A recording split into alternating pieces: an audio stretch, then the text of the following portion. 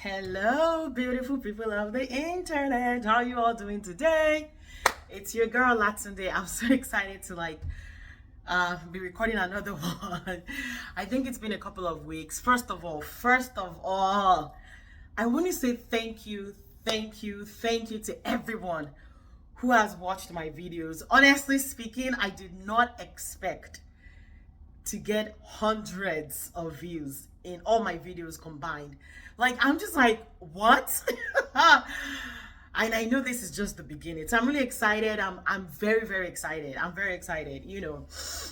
I know that somebody will learn from all this that I'm posting. I'm not the most gracious, most graceful, most technical, best clinical person on YouTube here, but I always appreciate that you guys have been supportive.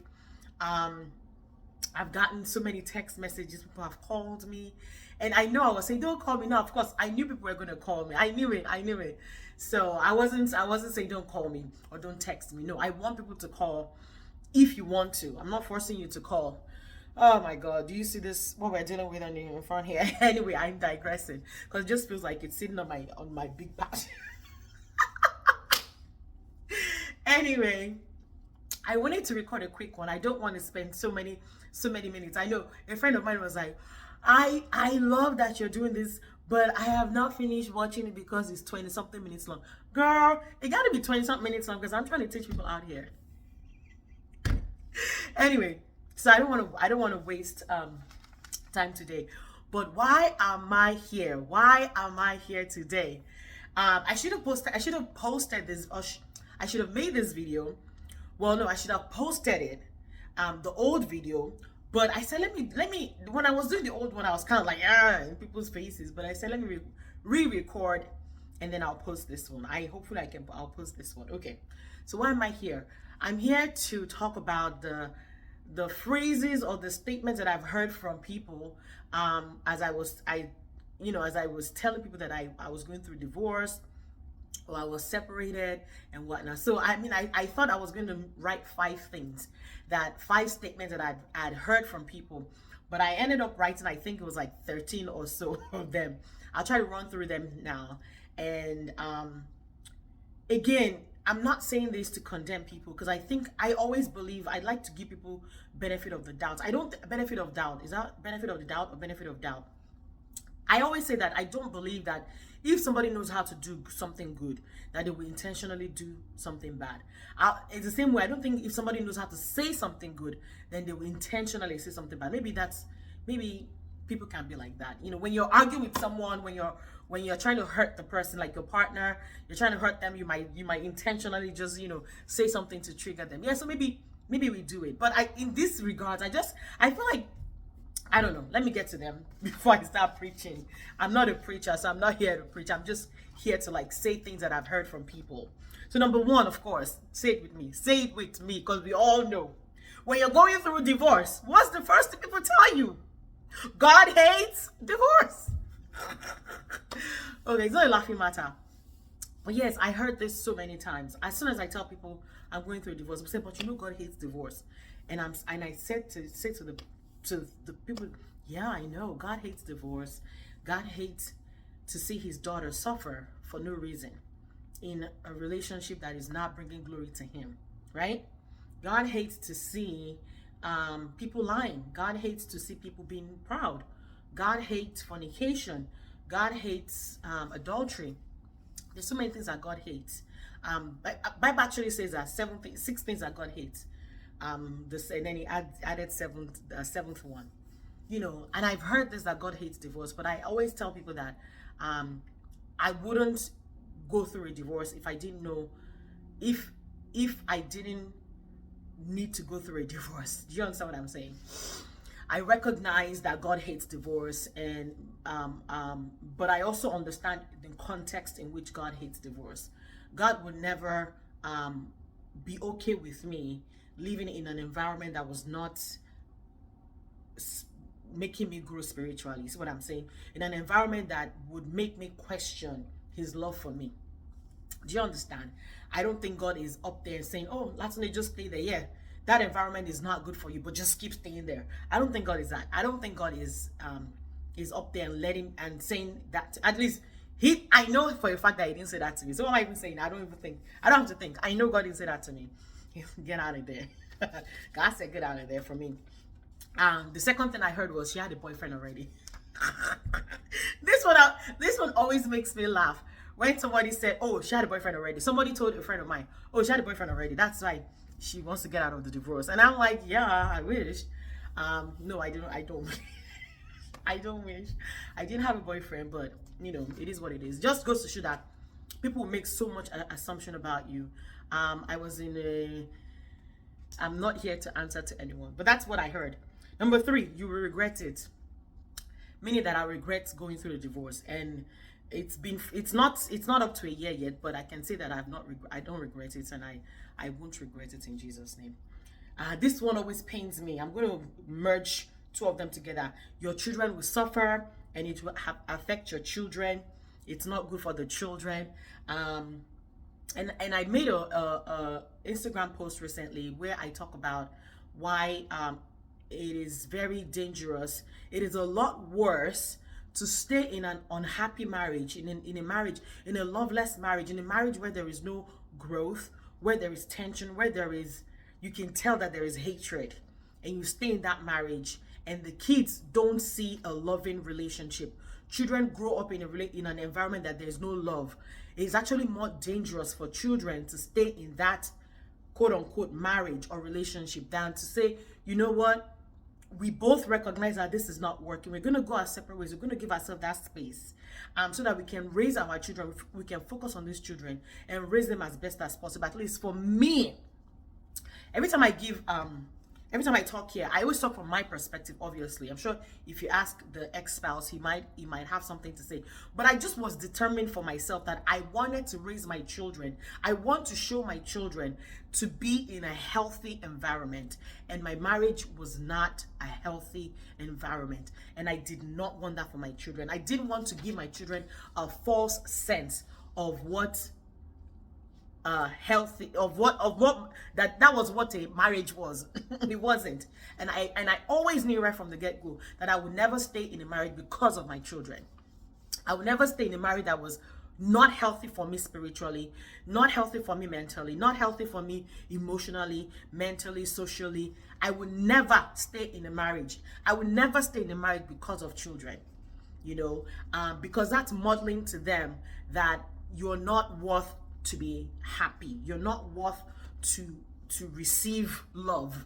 You're telling those children that manage, just diminish who you are. And I was not going to do that. I was never that one. So when somebody told me, "Oh, your children, it will affect the children negatively, or they will suffer because they are living in a single," and I said, no, take it back. My children will thrive, and by the grace of God, if you know my children, they are thriving.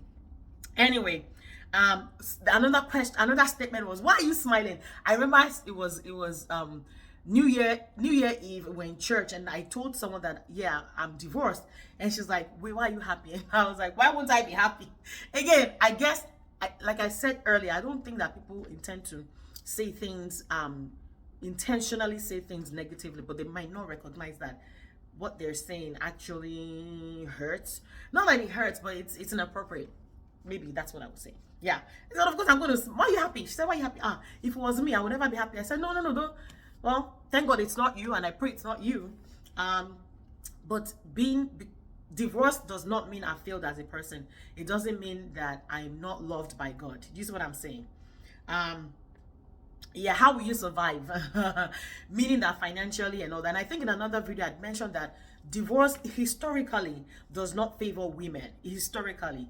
And that's why I was trying to say in the other video as well. If you haven't watched the other video, what are you waiting for? Go watch the other video. Historically, divorce does not favor women because women were mostly stay-at-home parents, wives, and then the man is the one working and bringing home all the bacon and whatnot. That's why I was saying in other video that women, you have to be, if you are, I'm not advocating for divorce. I'm not. I won't. you know what you're going through. You know where the shoe is pinching your leg.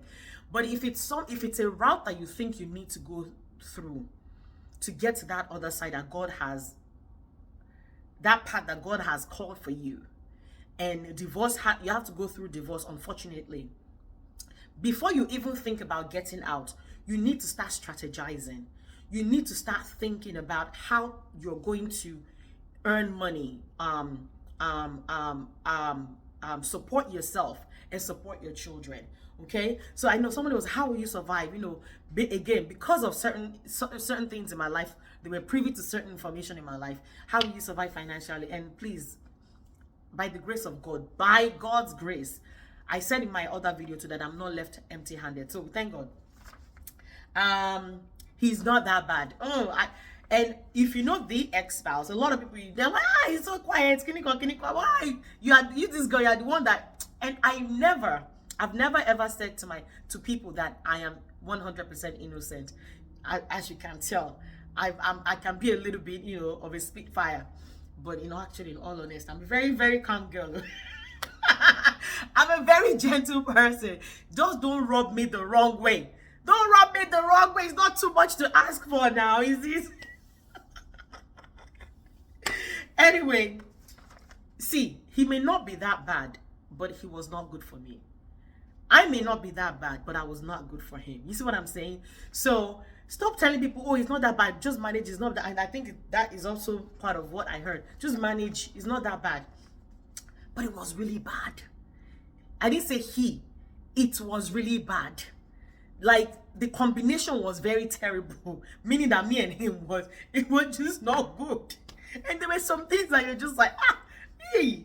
And I think in my video again, see what I make reference to that video a lot, because I mentioned that it was more like trying to fit a round peg in a square hole. It was just, yeah, he's not that bad, manage it. Don't tell people that. Like, don't tell somebody who's going through divorce, he's not that bad, manage it. You don't know what the person is going through. You don't know how your interaction with people outside, 5 minutes, 10 minutes interaction with people outside is very different from what somebody who lives with them is experiences almost 24/7. You see what I'm saying? So to tell somebody that he's not that bad, she's not that bad, I don't, no. Anyway, yeah, of course, it goes along with, trust me, he's better than most of the people out there. What is out there? Again, I would not, because of bad things what's bad out there, now stay in a place that I'm rotten. Now stay in a place that I'm not growing.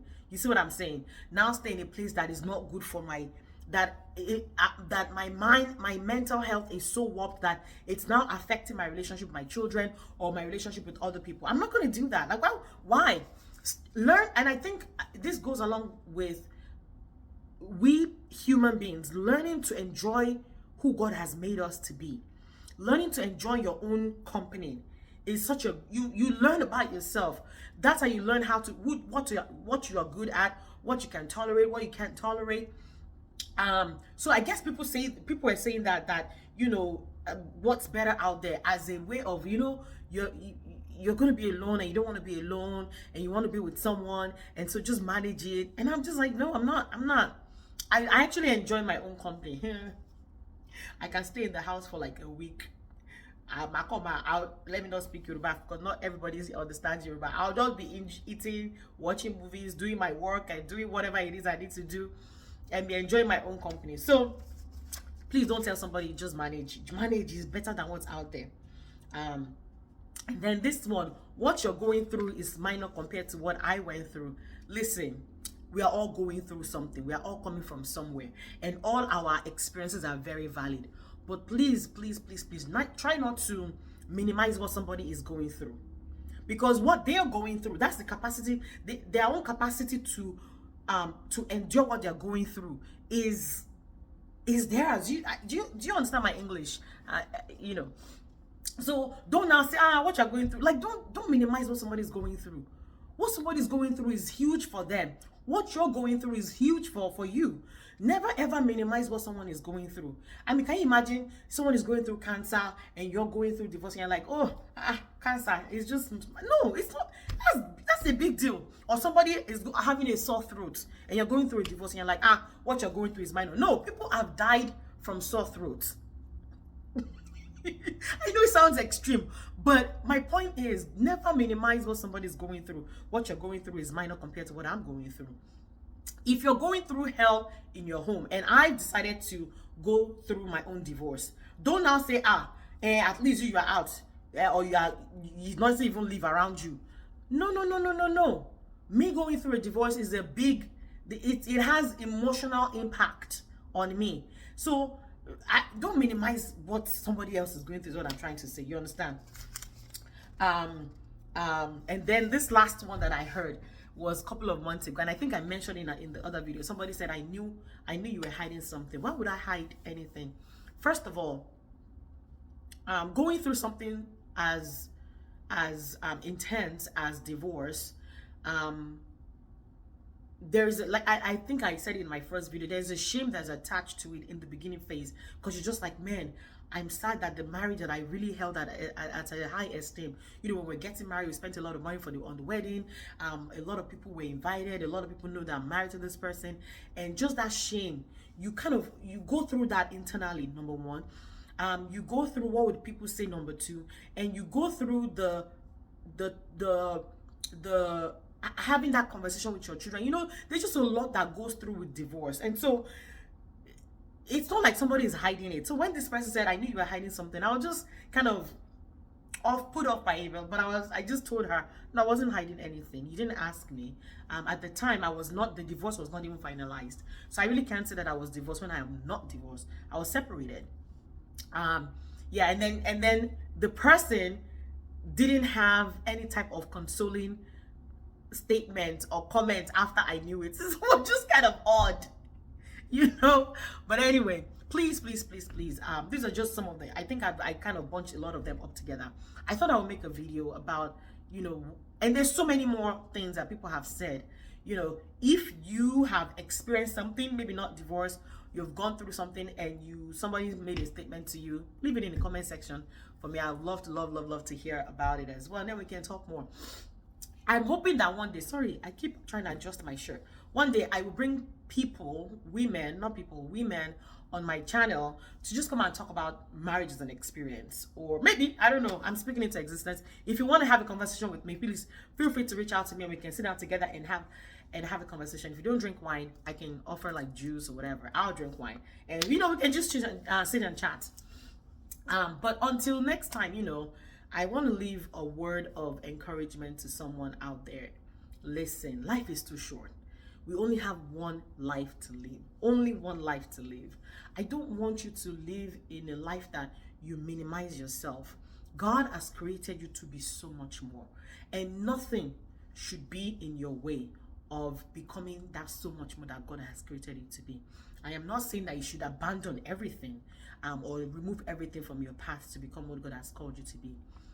But never let anything diminish you. Never let anything stop you. And I'm talking to myself as well. It's not as if I've accomplished everything I want to accomplish in my life, but I've recognized that that God has given me that liberty, that strength to still keep moving on, even when I make mistakes. Even when it seems like it's a mistake, keep pressing on. God has called you to be so much more. Don't let anything hold you down. Don't let, I want my children to be in a two family home where there is so much I've spoken to some young adults now who, when they left house, when they left their parents, they were like, whew, I'm out of there, never going back. That's not a good testimony. That is not a good testimony. That the children are so happy to be out of the house. And why are they happy? Because they saw mommy and daddy always fighting, always bickering, maybe not even talking to each other. Daddy is sleeping in the basement, mommy is sleeping upstairs, and it's not as if there is still love. When they come together in the common area, there's love. Mommy and daddy are they kiss each other, they hug each other. They don't see that. Then what are you modeling for the children? What are you modeling for the children? Then the children have to, when they now grow up, they now have to figure out what real, true loving relationship, what that looks like. But you as the parent, you've not modeled it to them. Now, me as a single parent now, of course, am I modeling what it is to be in a relationship with my children? Am I modeling it yet? No, I'm not. What I think I've modeled to them by the grace of God is to say, this is not what a healthy marriage looks like. Do I wish to remarry? Maybe wait till the next video to find out. Until then, thank you guys for watching. I really enjoy making this video.